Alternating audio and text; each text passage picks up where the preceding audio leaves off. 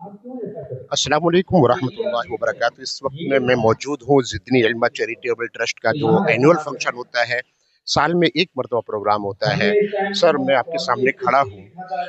जिस वक्त हिंदुस्तान के अंदर से जगह जगह से हम इस वक्त देख रहे हैं कि कहीं पर कॉलेज बंद कराकर लोग अपने आप को बहुत बड़ा सुरमा समझ रहे हैं, कहीं पर स्कूलों को तोड़ा जा रहा है, एजुकेशन को खत्म करने की कोशिशें की जा रही है। और उसी जगह पर सामने हमें दिखाई दे रहा है कि एजुकेशन को डेवलप करने के लिए, बच्चों को डेवलप करने के लिए बेहतरीन एक प्रोग्राम यहाँ पर सजाया है। उस प्रोग्राम में आप खास मेहमान हैं। क्या बोलना चाहेंगे उन लोगों के लिए जो एजुकेशन को महत्व न दे करके नफरती भाषणों को बहुत बढ़ावा देते हैं? सही बात है। मेरे ख्याल से हमारे माशरे में और पूरे हिंदुस्तान में एजुकेशन एक ऐसी चीज़ है जो मोस्ट इम्पोर्टेंट है।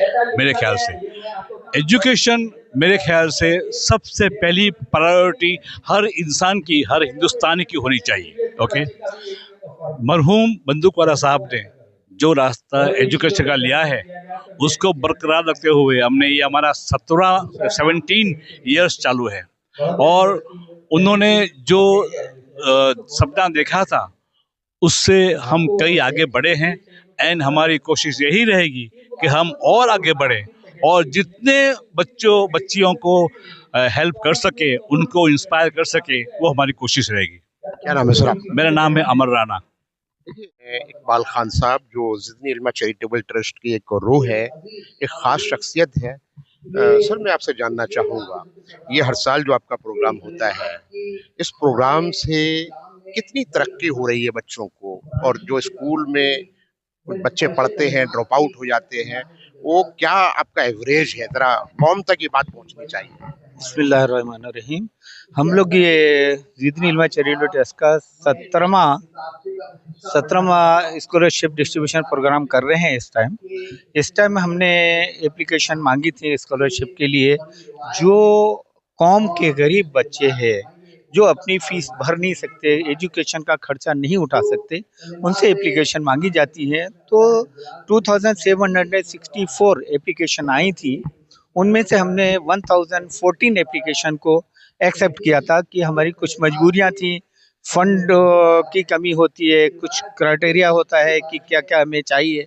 उसके हिसाब से हमने 1014 ही एप्लीकेशन सेंक्शन कर पाए। उसमें हमने 1.55 करोड़, 1 करोड़ 25 लाख रुपए का जो है स्कॉलरशिप दे रहे हैं अल्हम्दुलिल्लाह आज के दिन में। इससे कौम के बहुत सारे ऐसे बच्चे जो पैसे की कमी की वजह से ड्रॉप आउट हो जाते हैं, फीस नहीं भर पाते हैं, उनको बीच में छोड़ना पड़ता है। अल्हम्दुलिल्लाह हम लोग ये काम कर रहे हैं, उससे काफ़ी हद तक बच्चों में मदद होती है, बच्चे आगे अपनी एजुकेशन को चालू रख पाते हैं। इस साल जैसे मैंने अभी मेरे उसमें प्रेजेंटेशन में बताया है, 154 154 एमबीबीएस बच्चे हैं, 234 बीएचएमएस के डॉक्टर्स हैं। आप टोटल अगर देखेंगे तो मेडिकल फील्ड के मोर देन 450 बच्चे जो हैं जिनको हम लोग मदद कर रहे हैं। इसमें एक चीज़ सामने आती है कि जिस तरह से आपके मदद का जो एक बहुत बड़ा प्लेटफ़ॉर्म है, इसके अलावा भी हर सोसाइटी, हर बस्ती के अंदर दिखाई देता है कि बच्चे आज भी ड्रॉप आउट कर रहे हैं। तो उसके लिए क्या हमारे पास ड्रॉप आउट का ऐसा है कि वो अगेन कि कहीं ना कहीं बच्चे की या तो उसको पढ़ने में तकलीफ होती है, और ज़्यादातर ये आता है कि बच्चों को पढ़ना चाहते हैं मगर माँ बाप क्योंकि गरीब है, उनका खर्चा नहीं उठा सकते, इसलिए वो ड्रॉप आउट हो जाते हैं। हमारी ये लगातार कोशिश है कि ड्रॉप आउट जो बच्चे हैं, अगर कौम के लोग भी, अगर आप लोगों से दरख्वास्त है, कहीं ऐसे बच्चे मिलते हैं जो इस वजह से ड्रॉप आउट हो गए हैं कि वो अब खर्चा नहीं उठा सकते, आप हमारी मदद करें, हमें बताएं कि ये बच्चे हैं, हम इंशाल्लाह उनसे मिलके, उनको समझा के, उनको आगे एजुकेशन चालू कराने में कोशिश करेंगे। इसकी मंशा ये है कि मैंने पहले कहा मेरी तकरीर में कि अब कौम के आगे बढ़ने के लिए आज के हालत में एजुकेशन के सिवा कोई रास्ता नहीं। दीन सब हमारी जाती मामला है, लेकिन अगर दुनियावी मामले में आपको इनके साथ रहना है, दूसरी कौमों के साथ आके बढ़ना है, तो सिवाय एजुकेशन के आपके पास कोई रास्ता नहीं। एक ही, और खास करके लड़कियों का एजुकेशन, लड़कियों को पढ़ाओगे, एक लड़की जब पढ़ती है तो एक अच्छी बीबी बनती है, अच्छी माँ बनती है। आगे जाके अच्छी सास बनेगी। एक लड़की को पढ़ाने से पूरा खानदान संवर जाता है। मैं अपने खुद का एग्जाम्पल दूँ कि मेरे घर में मैं ग्रेजुएट मेरी बीवी को लेके आया। मैं हमारे यहाँ कोई पढ़े लिखे नहीं, लेकिन मेरी ये जिद थी कि मुझे कम से कम पढ़ा लिखे ग्रेजुएट लड़की। आज मेरा लड़का MSc DOMS DMS है, दूसरा लड़का BSc DOMS, मेरे बड़े लड़की की लड़की MSW में 4 गोल्ड मेडल लेके पास है। अभी उसको इफ्को में बहुत अच्छा जॉब है। मेरी लड़की की लड़की CA हुई, उसकी शादी CA से हुई, आज बहुत अच्छी जिंदगी जी रही है। तो एक लड़की के पीछे से पूरा अगर पढ़ी है तो उसका पूरा खानदान संवर जाता है। जितनी इल्मा हमने स्टार्ट किया 2006 में, हम लोग एक इदारे से अलग हुए थे और हमने सोचा है कि कुछ करना चाहिए। बंधुगोला साहब ने कहा कि अपने गुजरात लेवल पे कुछ करें।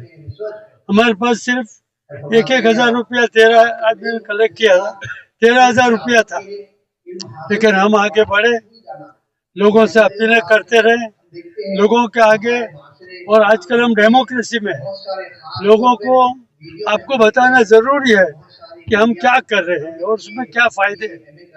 तो हम हर साल ये ओपन प्रोग्राम करते रहे, लोग देखते रहे, लोग साथ आते गए, कारवां बनता गया। हमने जो पहले प्रोग्राम में मैंने कहा कि सिर्फ 4,90,000 रुपए 50 लड़के 8 लड़कियों को दिए थे, आज हम 1.5 करोड़ रुपया दिए जाएंगे, करीबन 1,000 लड़के लड़कियां। आप सोचो, और इतने सालों में आज के साथ मिला के करीबन 11 करोड़ रुपया हम दे चुके हैं अभी तक। कम से कम 7,500 स्टूडेंट्स को, जिसमें करीबन 3,500 लड़कियां हैं।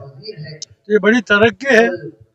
ये हमको खुशी है कि हमारी कौम एजुकेशन से आगे आ रही है और ज़िंदगी इल्मा का यही मकसद है।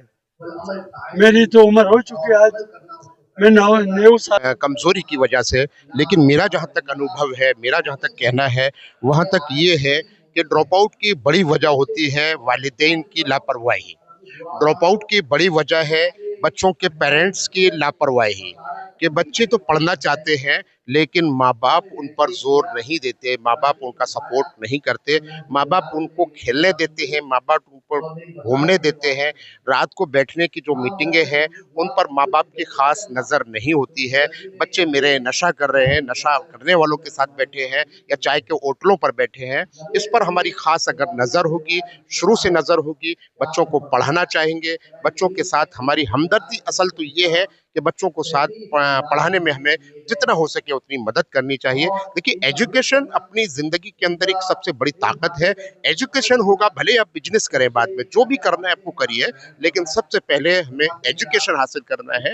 एजुकेशन होगा तो हमें कोई दुनिया के अंदर हरा माहौल बना हुआ है, और उस माहौल के अंदर जो हम देखेंगे कि उसी माहौल के बीच में एक जो इस वक्त में जो खास मजमा है, ग्रीन मजमा है, जो इस वक्त सुनने को आया है, और चैरिटेबल ट्रस्ट का एक खास पैगाम होता है कि जो बच्चे अपनी मेहनत करके आगे आते हैं, उनको हम कुछ न कुछ फंडिंग करें, कुछ न कुछ उनको मदद करें, और कुछ न कुछ उनको मदद के रूप में दिया जाता है, चेक्स दिए जाते हैं, और ताकि बच्चे जो है एजुकेशन में आगे बढ़ सके। ये सारे के सारे पेरेंट्स जो बैठे हैं हमारे सामने जो दिखाई दे रहे हैं, वो सारे वो लोग हैं जो एजुकेशन को पसंद करते हैं, नफरती माहौल को ख़त्म करने की कोशिश करना चाहते हैं। वो लोग हैं जो अपने बच्चों के साथ में यहाँ पर पहुंचे हैं। मैं हमारे महमूद पठान सर से दरखास्त करता हूँ। कुर्रतुल्लाइन काजी का फिजियोथेरेपी किया है, हमारे बड़ौदा की बेटी है, और डॉक्टर साजी तबस्सुम जरीवाला फिजा काजी PhD परस्यू कर रहे हैं। बेटी है जो IIM the best management school in the Asia, वहां बराए करम मेहरबानी स्टेज पर तशरीफ लाए। ऐमान मोहसिन वोरा एम कर रहे हैं एग्रीकल्चर में, बहुत बहुत शुक्रिया बेटा। शेख मोहम्मद सलीम, हमारा फर्ज समझा कि इनको बुलाया जाए और इनका फेलिसिटेशन किया जाए, बहुत बहुत शुक्रिया बेटा। मैं दरखास्त करता हूँ हमारे